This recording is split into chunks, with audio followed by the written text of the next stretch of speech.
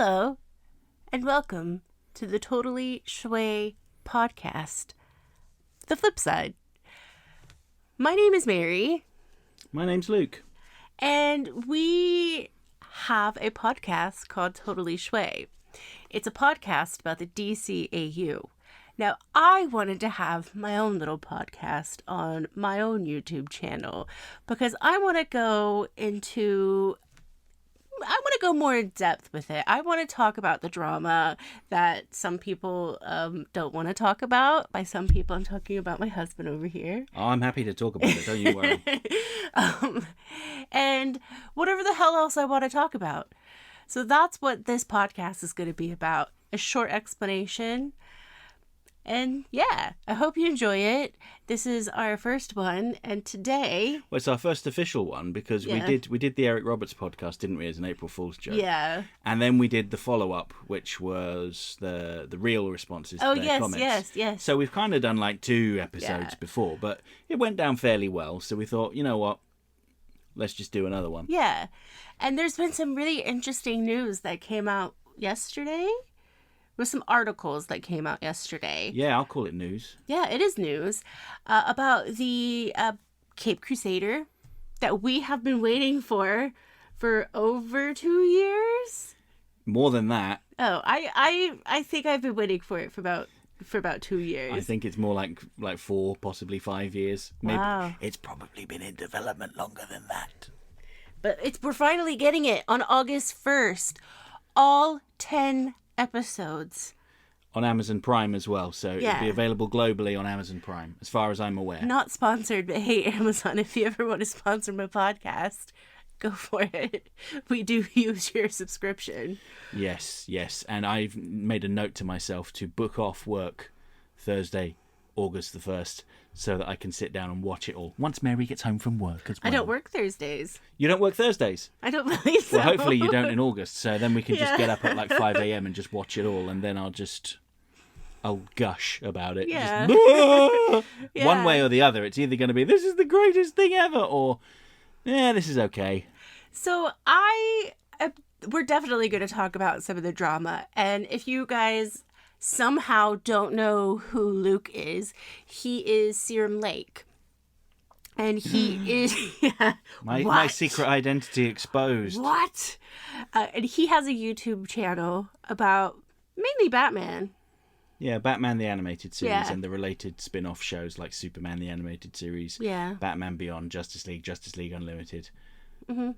Those are really the only ones I've talked about. It's basically a DCAU thing. Yeah, DC Animated Universe. Yeah, it's really cool. I'm, like I said before, I'm on that sometimes. Yeah, you were the voice of the censor in my video about how censorship helped Batman the Animated Series, which was one of my first videos that did very, very well. Yeah. That might be on my IMDb. Yeah. Because apparently that's a thing where people on YouTube have IMDbs now. Yeah. Which is awesome, but yeah. So do you want to talk about the drama? All right. Or do you want to talk about the character profiles first? Well, they are kind of related. So this show is very much based on the Golden Age comics. So if you're not familiar with comic book terminology, the Golden Age is like when comic books were first created.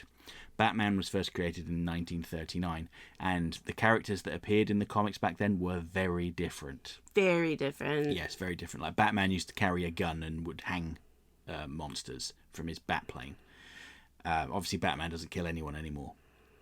But this show is more inspired by those comics, while still having some more modern sensibilities. Obviously, Batman the Animated Series is well loved for its tragic take on characters, and they still have an element of that, absolutely. It comes from the creative team of Bruce Timm, who, if you've not ever watched any of the DC animated shows, he is one of the key architects of all of those shows. Another producer is James Tucker, who worked extensively on Superman the Animated Series, became a director in Batman Beyond, and was very influential in the Justice League and Justice League Unlimited cartoons. We also have Matt Reeves, who directed the Batman movie. I nearly went, The Batman. That's a completely different The Batman. starring Robert Pattinson. J.J. Abrams is also attached, although I don't really know what his involvement is other than his production company, Bad Robot, helped produce this. That's a cool name. Yeah, I think his production company is called Bad Robot. But the thing that particularly excited me is that the head writer is Ed Brubaker, who is a comic book writer or a graphic novel writer.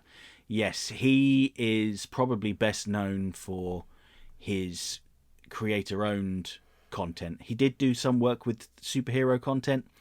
Actually, he's probably best known for creating the Winter Soldier in Captain America, Bucky Barnes with the metal arm. So what's that? What, the Winter Soldier? Who? Stop joking me. You like Captain America. It's in your blood. It is. By the way, if you guys didn't know, I'm American. Yeah. What? But Ed Brubaker's the head writer, and he handpicked the writers' room for this show. He brought on Greg Rucka, who was another comic book writer who, along with Ed Brubaker, wrote one of my favourite Batman series ever, which is Gotham Central. It's kind of like The Wire, but set in Gotham City with following the police department. Maybe NYPD Blue's a better fit, actually. But anyway, the point is, I'm very, very excited about this show based on the calibre of the people involved in it. Now, they shared some of the character designs yesterday, and I was really enthusiastic about this. Mary might have heard me skipping and... No, I didn't. Because I didn't actually skip. Yeah. Figuratively, Yeah. I was skipping. Now, most sane, normal, rational people have either gone, oh, I like these designs, or not really for me. However, there has been a small contingent of people who are foaming at the mouth because Harley Quinn has been reimagined as a Asian American woman. I know. And What? be still, you're beating heart, Mary. Remember to breathe. What? And Commissioner Gordon is now African American. Faint. Yes, I know. I hope none of them watched Matt Reeves' The Batman, because he was played by Jeffrey Wright, who, last time I checked, is a black man. What? I know. I know. Oh my But God. to these people, it's a cardinal sin. Apparently, this show is woke garbage. They've not actually watched it yet. I mean, unless they've travelled back in time from the future. Shall we, before we get into our pour out our hearts and souls, can we do the profiles? Can we go through a little bit of the profiles? Okay. Then we can talk. All right. We can get into the tea, okay? Because I've got some. All right, fine. So Hollywood Reporter published an article shortly after Entertainment Weekly did, and it had some additional details that I wasn't aware of.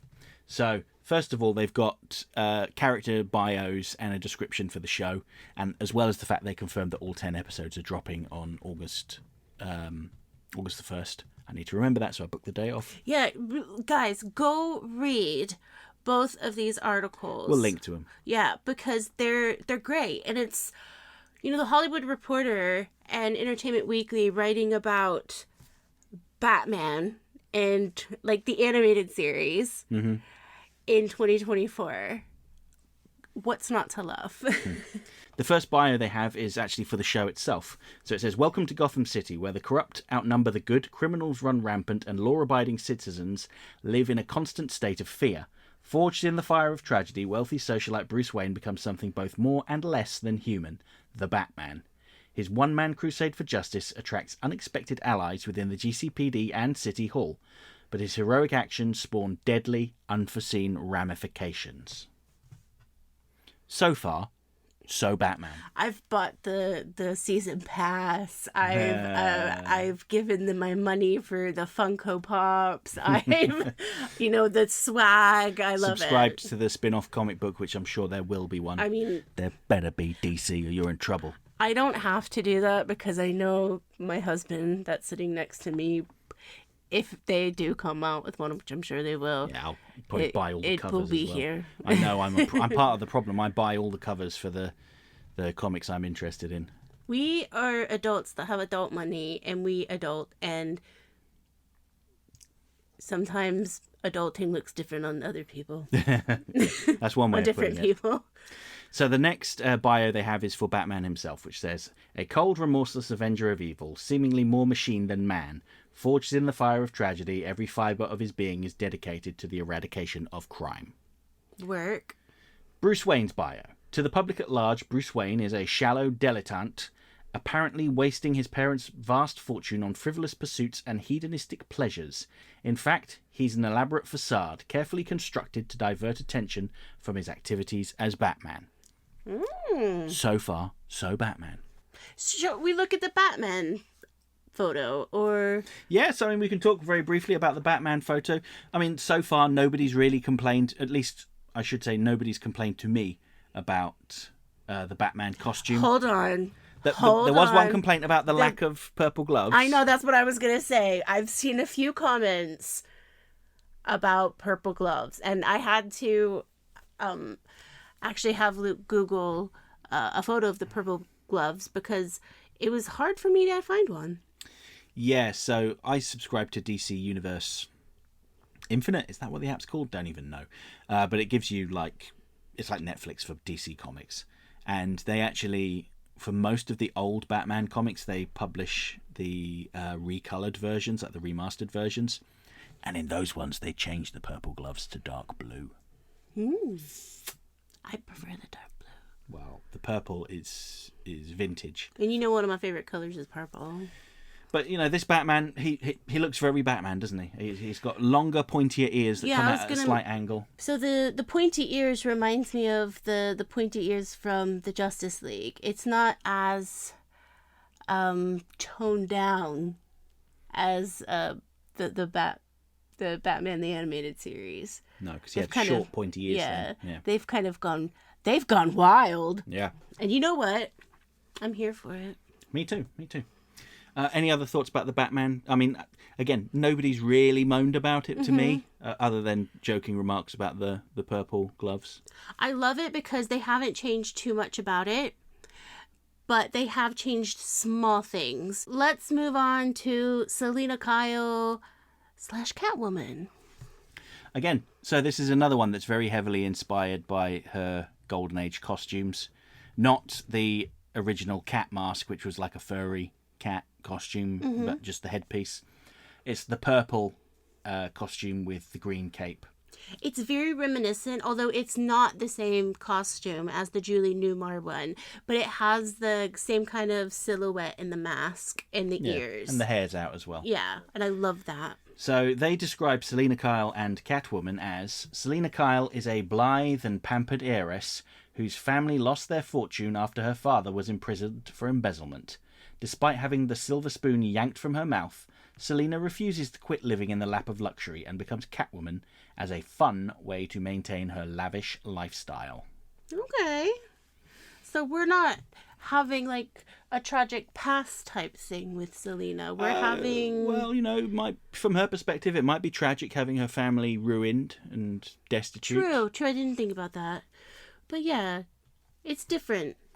Yeah, Catwoman has had lots of different origins over the years. In some, she's just a thief that steals for the thrill. In others, she's a socialite. In others, she's a lady of the night. We like ladies of the night sometimes, as long as they're safe. So the next character is Harley Quinn and Dr. Harleen Quinzel. So I'll read the bio first, and then perhaps you can describe her costume. So I'll go with the bio. Despite a personable and bubbly demeanour, Dr. Harleen Quinzel is a brilliant psychiatrist who treats some of Gotham's elite. However, as Harley Quinn, she is a different person entirely. A creepy, quiet, calculating menace who secretly dispenses her twisted justice to the truly despicable among her elite clientele. Yes. I am so intrigued by this. Here's the thing about the costume, though. Okay. You know what my thoughts were at first. I was like, I don't love it. 3 hours later, I come in to I say it's the office, it's our spare room, and I'm like, I love it. Because I do. Why don't we describe it? So it is your traditional jester costume. It has the 3 like, what are those called? I don't know. I call them like... It's a 3-bell hat rather Yeah. than 2 bells. Okay, yeah. It has the cuff, so like the Shakespearean cuff. Around the neck. Yeah. And the wrist, I believe. And it's gold and green. Or yellow and green. I can't tell if it's gold and green or yellow and green. But, oh my god, the thing that gets me the most is the face paint. I freaking love old school clowns, especially when they're more feminine. From like the early 1920s and the early 1930s.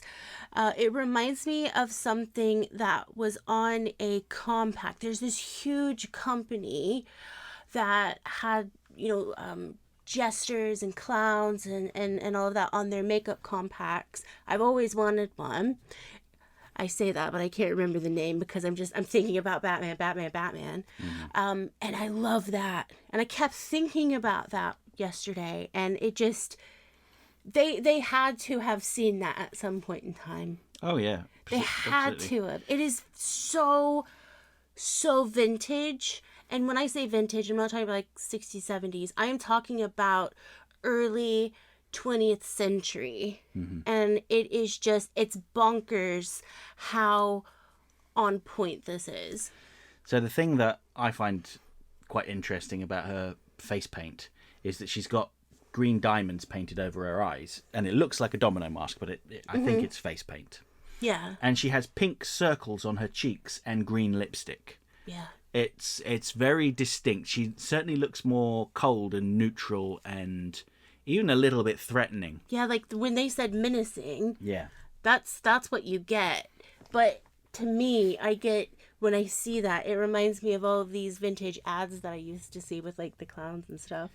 And it makes me feel good. So menacing can be good sometimes. Now, the thing that people are upset about... We're going to talk about that at the end. We're going to talk about that. Yeah, well, I was going to say, the thing they're upset about... There are a couple of things that people are upset about. One of them is that she is unconnected to the Joker. In fact, they don't even mention the Joker in the Entertainment Weekly article. They say that Bruce Timm wanted to separate her from her partner. I have theories on that. What are they? I think that they are going to put the Joker in like the last scene of episode 10 so they can pull you in to season 2. That's just my thoughts, predictions. What I really would like them to do is have the Red Hood run around for the first season, maybe have him become the Joker in season 2. Yes. I think that would be really cool, but I don't know if that's going to happen. But the thing is about Harley Quinn and the Joker, it is so awesome that they are disconnecting them. Because we have Harley Quinn because of the Joker. We have her because of him. And we've never really disassociated them from each other. Well, I mean, you say never. They've been trying to do that in the, I want to say more recent comics, but it has been like 10 years since they kind of had Harley set off on her own. But she was almost immediately paired up with Poison Ivy. Yeah, but she was started with the Joker, didn't she? Yeah, she did. But she's not starting with the Joker. And she's not attached to anyone. There doesn't seem to be any romantic relationship that she's using to prop herself up, which I think is a good distinction. And it's worth remembering, Bruce Timm co-created the original Harley Quinn. If he wants to change her and have a different version, that's fine. That's what creators do. The next character is Commissioner Jim Gordon. Former beat cop close to retirement, Gordon was hired to play along with the corrupt system and run out the clock till he can draw a pension. But they've sorely underestimated Jim Gordon. His unassailable character brings him into conflict with dirty cops and crooked politicians alike. Not to mention, he has to reckon with a deranged vigilante beating up Gotham's criminals. I wonder who that is. It's was that Winter Soldier you were talking yeah, about? oh yeah, it's the Winter Soldier. I am really looking forward to a grittier Commissioner Gordon. Like a real gritty. So I hope they go for it. Like I want him to be one of those characters, like one of those cops that you're like, oh my God, he's so crooked. He's so bad. He's so whatever. But he's not bad. He just deals with the bad people. And it makes it look like he's bad, but he's actually kicking ass. Mm-hmm. That doesn't make any sense at all, but... So I'm really looking forward to the Commissioner Gordon. I want to see if Barbara's going to come in at any point. Probably. I have to see this.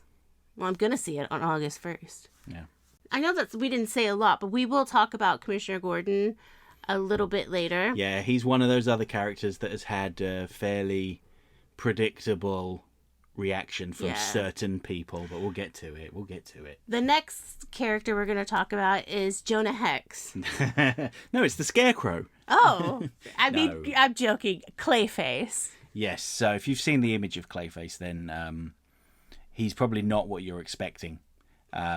Most people think of like the towering mud man that transforms into anyone, but this guy looks more like Jack the Ripper. Or Jonah Hex. Yeah. But let's read the bio. So, thanks to his unique facial features, screen actor Basil Carlo has been forever typecast as a B-movie heavy. Frustrated by the limitations his appearance put on both his career and personal life, he fell hopelessly in love with his co-star. Carlo turned to an experimental serum that promised to change his face. However, not only does this serum ultimately disfigure his face, but it ruptures the last of his sanity, creating the tragic, vengeance-seeking villain Clayface.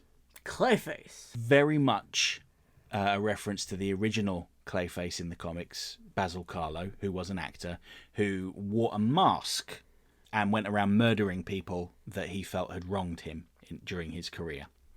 There's also an element of the third Clayface, Preston Payne, who injected himself with a serum that he isolated from Clayface's blood, the shape-shifting Clayface, I should say, to give himself the ability to change his appearance because he was disfigured, he was ugly, and he just wanted to be handsome and go on dates.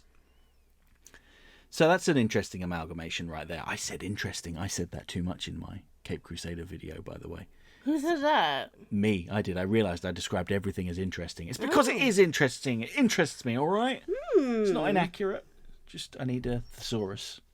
But anyway, Mary, thoughts on Clayface?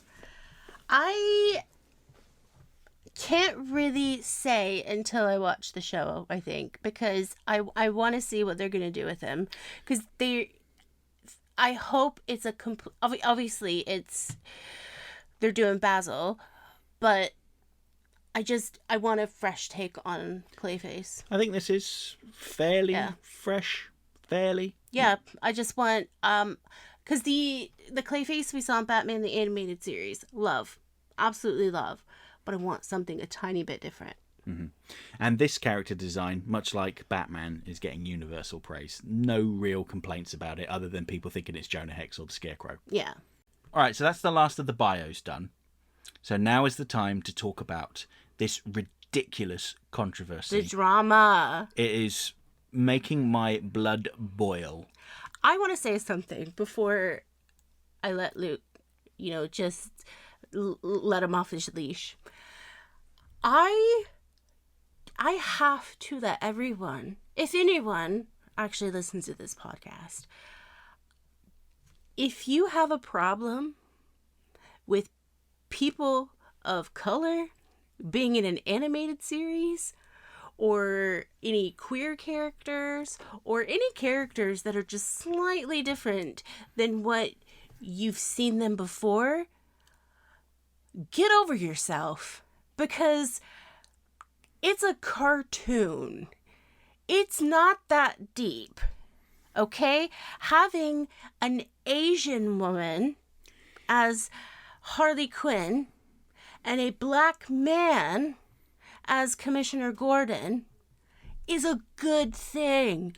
It is showing diversity, and it's also showing that the creators of this show actually have people in their lives that aren't just fair. Like, I am so happy to see this. And it bothers me so much because I've read some of the comments, not all of them, of the comments that's on Luke's Cape Crusader video. And it pisses me off because I come from a time, I'm a millennial, I come from a time where we were taught by society to be accepting, to honor people, not to say things like black staining, or being woke. Well, guess what? I'm a woke millennial that was raised by woke boomers. Get over it. I'm here. I will always be here. I am here, and I am one of those people that embrace the fact that I am woke. And it's not my problem. It's your problem, because you have, if you believe in things like black staining or... Can I just say, I'd never heard that term before, and to deliberately use a negative term like stain to refer to people of colour is obscene. It's so ridiculous. Yes. So I'm going to let you off your leash. Yeah, so listen, one thing I want to make clear is I'm not saying that everyone that has concerns about race swapping, as they call it, is a racist. I am not saying that. Some people may very well just think it's a cynical ploy at getting a bigger audience. I can see why you might say that, but why don't you reserve judgment until you've seen it before dismissing this show entirely? Just because you don't like the colour of a character's skin. It's absolutely preposterous, okay? Like, seriously. Yeah, and guess what? You go outside, and not everybody is white. That's impossible. In this day and age, you are just... I'm sorry, I'm going off. I'm not happy about this at all. We don't usually do this. No.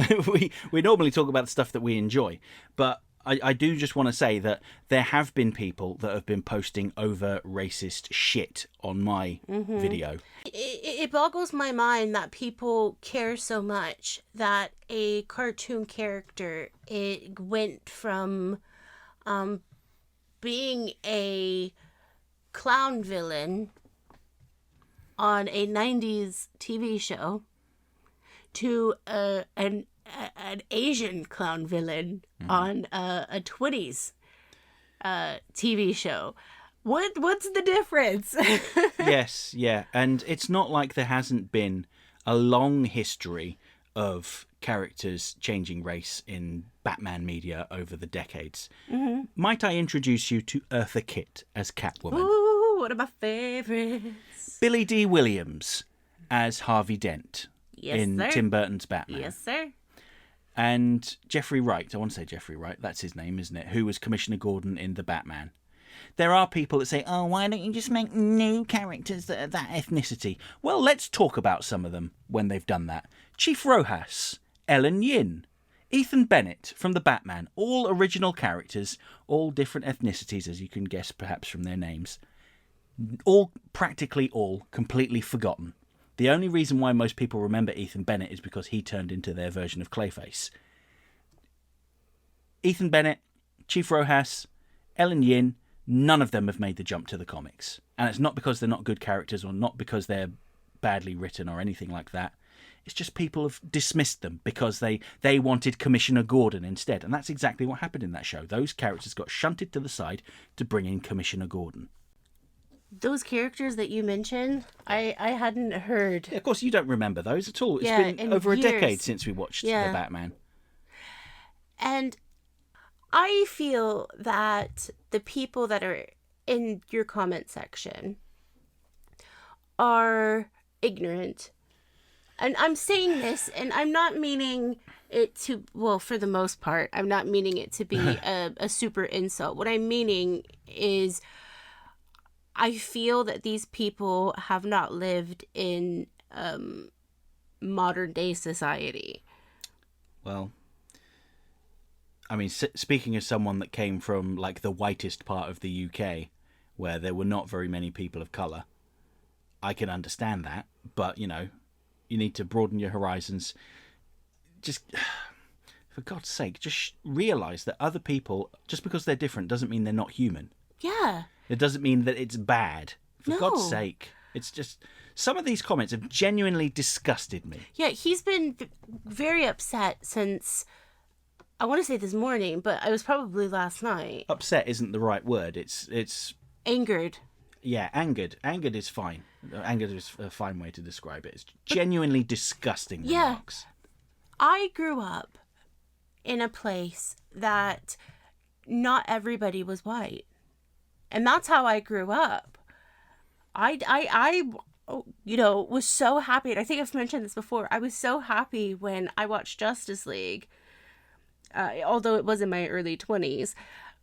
And there was a black, Green Lantern. Yeah, Green Lantern. And that's an excellent point you raised. So, at the time in the comics, Green Lantern was Kyle Rayner, who I believe is a Hispanic character.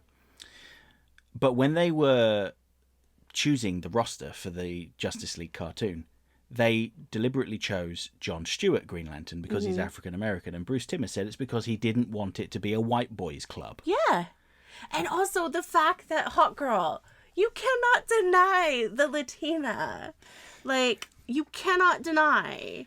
And it's such a beautiful thing that this TV show came out in 2001, I think. 2002, maybe? Yeah, 2001, 2002. Go back and look at the animated series from that time. Yeah. You don't get as much diversity as you do with something like Justice League. And it sucks.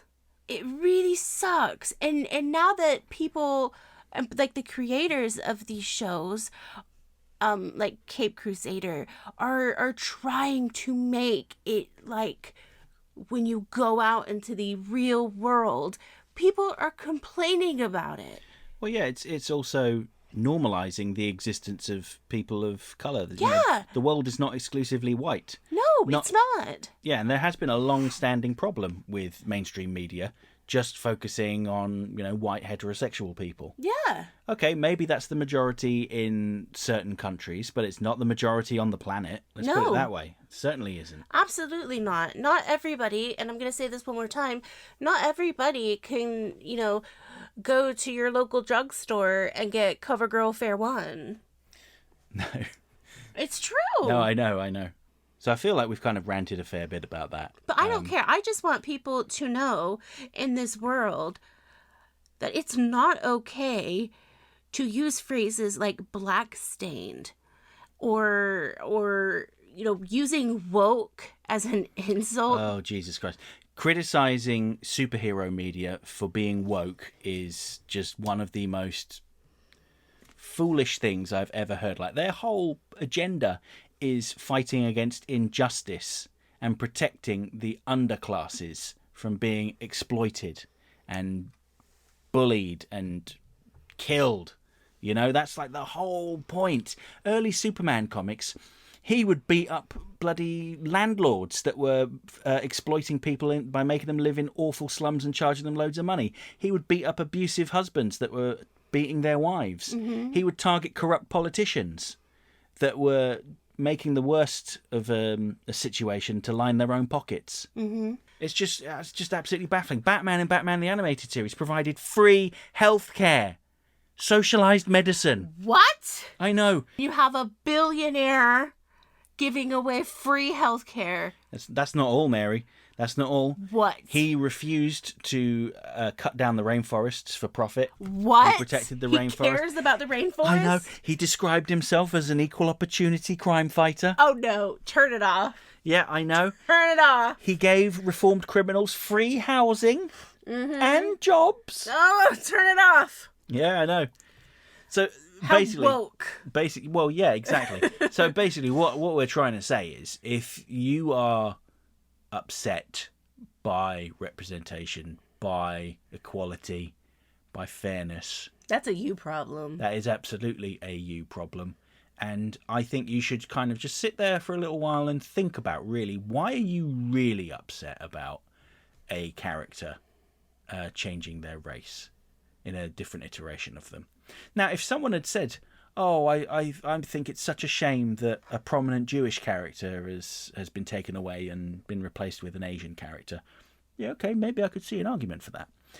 If someone had said, oh, there's not very much Irish or Celtic representation, so Commissioner Gordon with his red hair is now taken away and he's now African American, I could see an argument for that. I could understand where you're coming from. Thing is, nobody's saying that. They're all going, oh, this is woke nonsense. Just, for God's sake, people, watch the show. I'm reminded of when X-Men 97 first trailer was released, and there were all of those simpletons going, this is woke nonsense because they won't objectify Rogue's bottom anymore. Oh, and no! They made Gambit look gay because he wears a tank top. Turn it off. Oh, excuse me, a crop top. That is it. Can I say something about... No, I'm not even going to ask. I'm going to say it. Go on. So many men wore crop tops to work out in the 80s and 90s. Get over yourself. And if they want to wear one and they're masculine, who gives a flying shit? Let me just put it this way. All those people crying and saying that this was going to be the worst show, X-Men 97 was going to be the worst show ever, and that Disney had ruined their childhood. You look like idiots right now. I think representation is a beautiful thing. I believe in my very, very deep, dark, black heart that this is a beautiful step forward in the right direction, because we need more people of color representation in cartoons, in media, everywhere, because they have not had a lot of notable POC characters. And to that I say, if you have a problem, get over yourself, grow up, step into the real world, and wake yourself up. Because it's disgusting if you have a problem with a Black Commissioner Gordon, an Asian Harley Quinn, or anything like that. My name is Mary. My name is Luke. And thank you for listening. I know it got a bit heated there, but as someone, and Luke as well, we come from a mixed bunch of family. We have so many people in our family, so many beautiful people in our family. And to actually see representation for that, it makes me so happy. It really does. It means the world to me. And I know it will mean the world to little boys and little girls out there looking at this saying, oh my God, Harley Quinn, the Harley Quinn looks like me? Probably some big boys and big girls too. Oh yeah, big boys are like that and big girls are like that. Yeah. Thank you so much for listening. And that's the flip side.